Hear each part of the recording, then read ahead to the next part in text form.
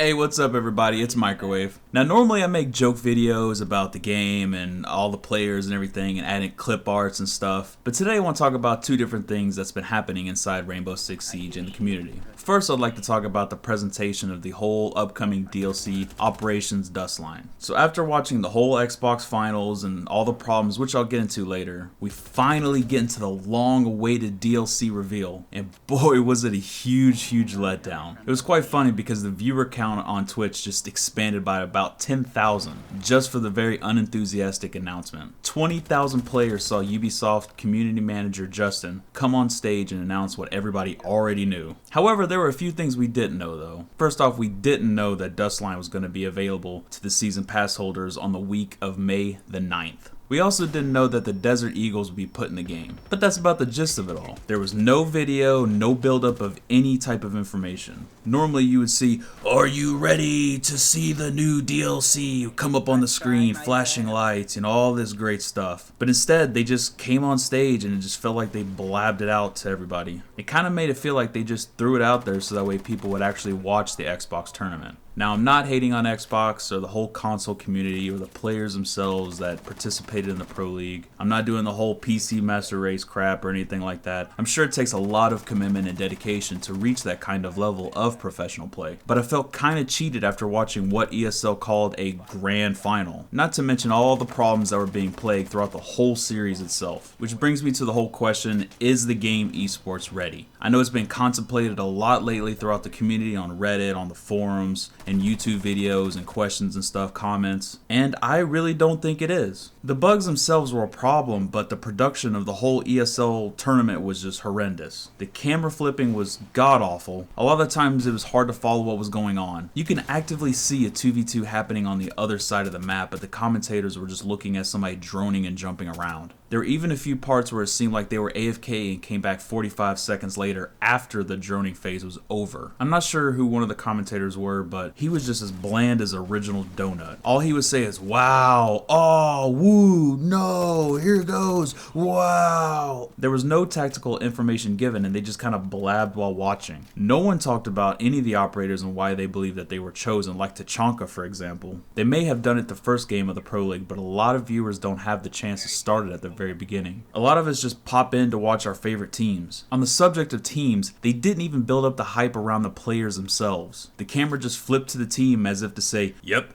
these are the dudes holding the controllers, kinda cool, huh? Okay, let's go back to the camera flipping." And there was a lot of wasted airtime in the commercials to do a small interview with some of the players. They could have just slapped that in there instead of a countdown timer and some "buy these headphones now, they're really cool." They honestly need to take a lot of lessons from the other games and build it up around for the fanboys. Now, I'm a huge Cloud9 and Evil Genius fan, and I enjoy watching what's going on. I like to see the player stats, what their favorite weapons are, what state they're from or country, just general stuff like that. But it felt like they could have just placed 5 mannequins in the seats, put a controller in their hand, and been like, "Yep, these are our players, woo, move on." I mean, it felt like the production team didn't know what they were doing. They didn't even know where one of the teams was from. They had problems in inputting the correct score on the scoreboard, and sometimes they just completely forgot to put it in there. They even had the wrong country flag placed in there. I mean, it was just a mess and embarrassment to the Rainbow Six community. Even disconnects became such a problem that it just felt like it was part of the game.